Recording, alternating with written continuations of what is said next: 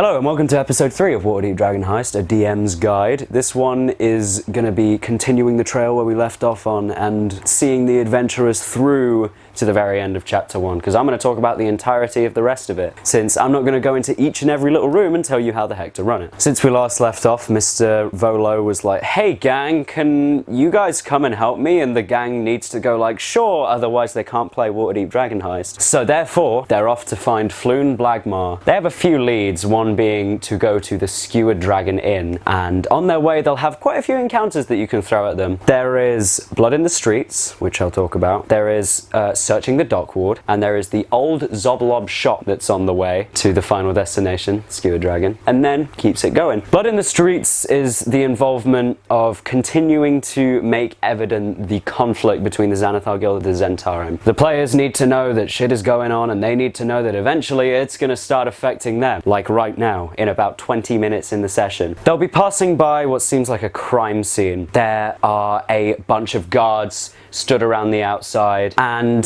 there are 3 Zhentarim people currently being held at sword point, spear point, whatever else your guards have, and they have had a street fight where many of them died. Those 3 Zhentarim were going to make a run for it but got caught. There are Xanathar Guild and Zhentarim corpses on the floor that are currently being examined for investigation, and the players don't have too much to interact with it. They'll want to. I've had players want to interact with it. They will want to get in the crime scene and do whatever, because players want to know what the fuck is going on, and that's a thing that you're going to have to get used to. They might interfere with it in some way. They're not supposed to. The city guard are just meant to keep them going. The city watch even. The city watch is supposed to keep them going and make sure that nothing gets out of hand and they just mind their own business, which is just their job. But the party will want to get in on there. So I'd probably recommend making sure that you're ready for such an event, with perhaps what the guards will do if they try and attack, which is very unrecommended because that code legal's coming up again. But yeah, pretty neat thing to throw at them as they're searching around. So as they continue to walk around the streets searching the dock ward, which is the shittiest part of town, they'll see smashed glass, candles stolen, bunch of lowlives walking the streets, collapsed buildings, whatever. Dock ward ain't exactly a nice place. They will, however, see, if you want, on the way, a place called the Old Zoblob Shop, which is quite possibly one of my favourite weird-ass shops. It's got a deep purple facade, and in the window hangs a stuffed beholder. You know, Xanathar? That thing. But a little one. And how I play Mr. Zoblob, the, I believe, deep gnome who spies for the Xanathar Guild who owns the shop, I play him as a stoner. He has a pipe that he smokes purple smoke out of,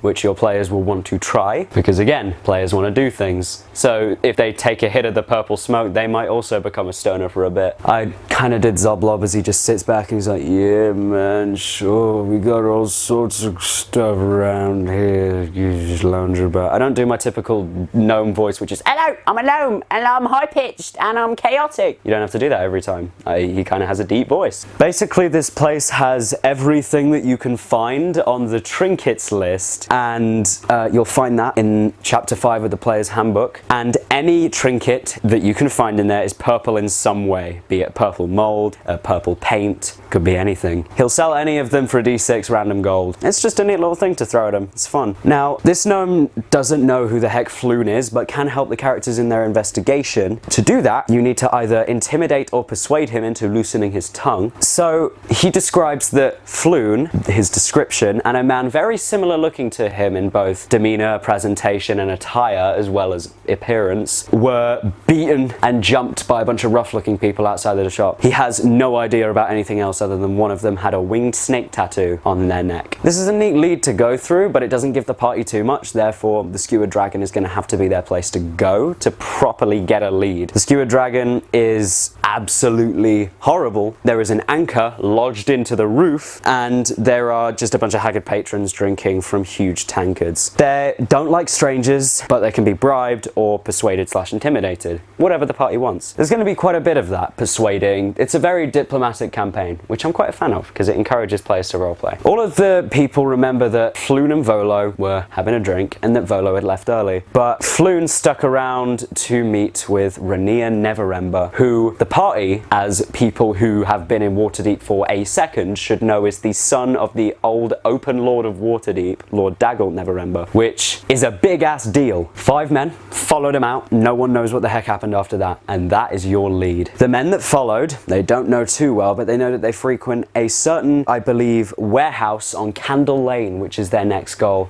And they're supposed to look for the snake symbol on the door. That is their massive lead. They go through Candle Lane and they will find their first little exploration thing, if you will. Candle Lane is so crap as well. It has a bunch of tall and tightly packed houses that only really let light in when it's as light as it can get. They will indeed come and find near this warehouse. There's one light that's still remaining due to a continual flame spell. That's just a little detail, I suppose. And from the lamp is the warehouse with the good old snake symbol. If characters have ties to the Zhentarim already, then they'll already know what it is, but someone else can make an intelligence check to figure out that these are indeed the Zhentarim. So, this is the map that we're working with here. It's pretty decent, it's pretty easy to run for a first time. You can move a lot of stuff around, there's a bunch of various crates and boxes stacked together. And there's also a bunch of Kenku in there. 4 Kenku, little 4-foot bird creatures that speak only in mimicry. They can be hired to do various services and stuff, and they have been indeed hired by the Xanathar Guild. This place used to belong to the Zhentarim, but the Xanathar Guild took it over, put a bunch of Kenku there, and yeah. The ways that people can get in are quite multiple. They can try and do some little thieves' tools stuff, or they can try and just kick the door down with athletics. They can try and stealth it, they can try and do whatever, but if they make any number of noise,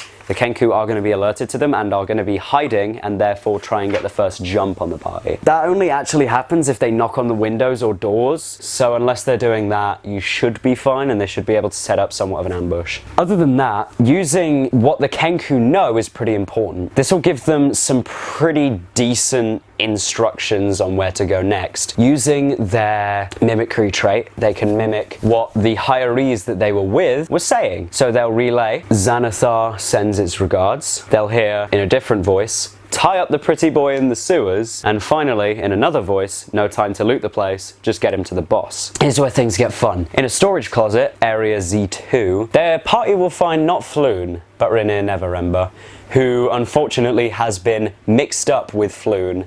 The Zhentarim kidnapped Renaer and then shoved him in this storage closet. Then they were taken out by the Xanathar Guild, who went off. All that remains of the Xanathar Guild have yet to find him. If they asked Renaer why the Zents kidnapped him, he gives the answer and therefore sets up the story about the Stone of Galore, where the Xanathar Guild and the Zhentarim are both looking for it. And they can use the Stone of Galore, he thinks, to go ahead and find a cache of a large amount of gold that has been guarded, and the Stone of Galore can find it. He doesn't have too much of an idea about what's going on beyond that. All that he knows is that he is a relatively important piece in this for stuff like ransom, he thinks. So other than that, that's all that there is here. It does say at some point that the City Watch arrives. So, bunch of guards show up. Mr. Heist, if that's how you say it, the leader of this City Watch band, comes in with a bunch of 12 veterans, which is a lot of frickin' people. And they basically lock down the entire area and say, you know, this is our place now, this is our business, leave it. He might show up again at some point, and if the party are meddling in affairs and stuff. By now, the party probably knows that Floon was kidnapped by the Xanathar Guild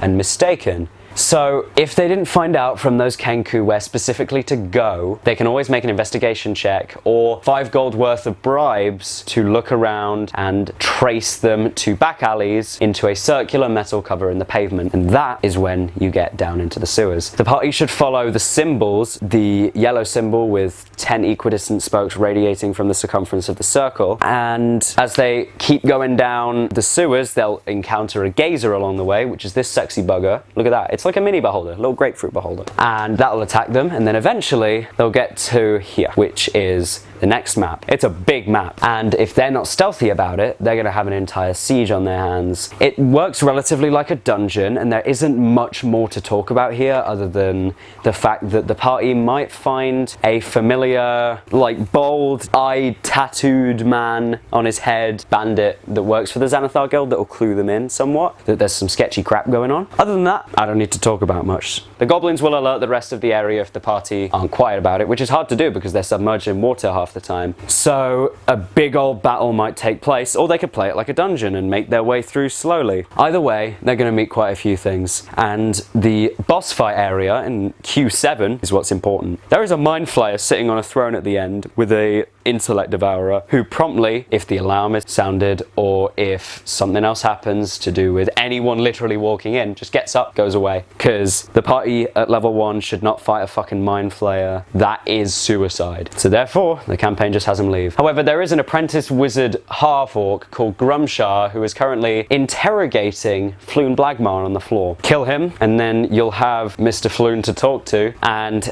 at that point, after Floon being slightly confused with the 7 intelligence, bringing him back, and Volo, Renaer, and Floon can all have a lovely reunition in the Yawning Portal, and all 3 of them thank the party profusely. And Volo doesn't give them the extra gold that he promised. He gives them something much better: the deed to Trollskull Manor, a relatively large house that was once a tavern in Trollskull Alley, which is one of my favourite rewards to give to a party ever. After a little bit of legal stuff and going to the magistrates to get it registered, the party has a house that they can turn into a tavern or turn into whatever else they want, and use as their place of work, basically their hub, which is amazing. I'll talk about Trollskull Manor soon, but for now I will tell you some things. Renaer Neverember needs to be emphasized that he can come in clutch for the party. For instance, the party needs to pay a total of 25 gold to transfer the ownership of the house. Renaer will cover that if they don't have the money for it. Also, Renaer can be a useful ally to them later on in several points because he has a lot of information, and depending on what villain you choose, he might even be vitally important into succeeding in the campaign. So emphasize that they always have Renaer's back and they can always find him wherever he is, which is up to you because I don't think it specifies in here. After that, the party will become level 2 and will have access to Trollskull Manor, and this is really when the adventure opens up and it becomes that 50-tracked railroad that I talked about. In the next episode, I'm going to be talking about some individual factions, be it, I'm not sure, I might end up doing all the factions in one depending on how much I can talk about them,